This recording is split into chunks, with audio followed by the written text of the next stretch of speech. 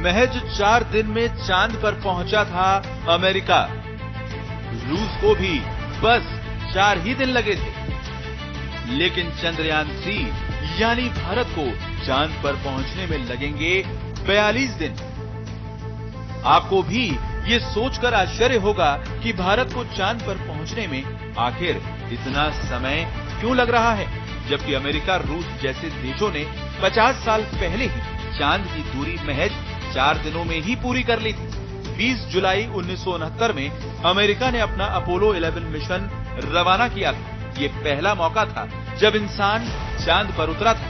इस मिशन को चांद पर पहुंचने में 4 दिन 6 घंटे का समय लगा था, तो भारत को 42 दिन क्यों लग रहे हैं? अब आपको इसके पीछे की वजह बताते हैं। 2 चंद्रयान लॉन्च करने के बाद भारत का अब तीसरा चंद्रयान तैयार है। 14 जुलाई को दोपहर 2:30 बजे चंद्रयान 3 मिशन लॉन्च किया जाएगा। अगर चांद पर सॉफ्ट लैंडिंग में सफलता मिली तो अमेरिका, रूस और चीन के बाद भारत ऐसा करने वाला चौथा देश बन जाएगा। चंद्रयान 3 अपने लॉन्च के लगभग 1 महीने बाद चंद्र कक्षा में पहुंचेगा। इसके लैंडर विक्रम और रोवर के 23 अगस्त को चंद्रमा पर उतरने की संभावना है, यानी चंद्रयान 3 को चांद पर पहुंचने में 1 महीने से भी ज्यादा का समय लगेगा। लेकिन क्यों? इसका जवाब रॉकेट की डिजाइनिंग, इस पर खर्च होने वाले ईंधन और चंद्रयान की स्पीड में छिपा है। स्पेस में लंबी दूरी तय करने के लिए यान को ले जा रहे रॉकेट की तेज स्पीड और सीधे प्रक्षेपण पथ की जरूरत होती है।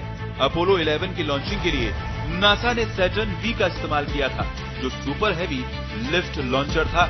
ये प्रति घंटा 39,000 किलोमीटर की यात्रा कर सकता है। इसके अलावा इसमें 43 टन भारवाहक क्षमता थी। चांद की 3,84,000 किलोमीटर की दूरी को तय करने के लिए नासा के रॉकेट ने 4 दिनों का वक्त लिया था। हालांकि इसमें आर्थिक पहलू भी है। उस दौर में नासा ने $185 मिलियन की रकम इस मिशन पर खर्च की थी। इसके उलट भारत ने इतने ताकतवर रॉकेट का इस्तेमाल नहीं किया और नासा के बजट के अनुरूप बहुत कम बजट यानी लगभग 600 करोड़ रुपए में तैयार किया है। शक्तिशाली rocket GSLV Mk3 rocket Chandrayaan 3 को पृथ्वी की 170 किलोमीटर 36,500 किलोमीटर की कक्षा में स्थापित करेगा। चंद्रयान 3 का वजन 3,900 किलोग्राम है, इसीलिए कक्षा को धीरे धीरे बढ़ाना जरूरी है। इसकी वजह यह है कि पृथ्वी से चंद्रमा की दूरी GSLV Mk3 की क्षमता चंद्रयान 3 के वजन की तुलना में से 10 गुना ज्यादा है। इसरो के पास ऐसे मिशन यानी कक्षा को धीरे धीरे बढ़ाने में विशेषज्ञता के साथ साथ अनुभव भी है। मंगल मिशन चंद्रयान 1 और चंद्रयान 2 में भी इसका इस्तेमाल किया गया था।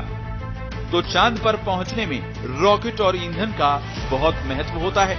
जितना कम दिनों में चांद पर पहुंचना चाहते हैं, उतना ज्यादा ईंधन लगता है। भारत ने पिछले 2 चंद्रयान मिशन के बाद अब चंद्रयान 3 में कई तरह के बदलाव भी किए हैं। चंद्रयान 3 में ऑर्बिटर मौजूद नहीं है, क्योंकि चंद्रयान 2 का ऑर्बिटर अभी भी चंद्रमा की ऑर्बिट में ठीक से काम कर रहा है। चंद्रयान 3 में ऑर्बिटर की जगह प्रोपल्शन मॉड्यूल लगाया गया है। ये मॉड्यूल नेविगेशन में मदद करेगा।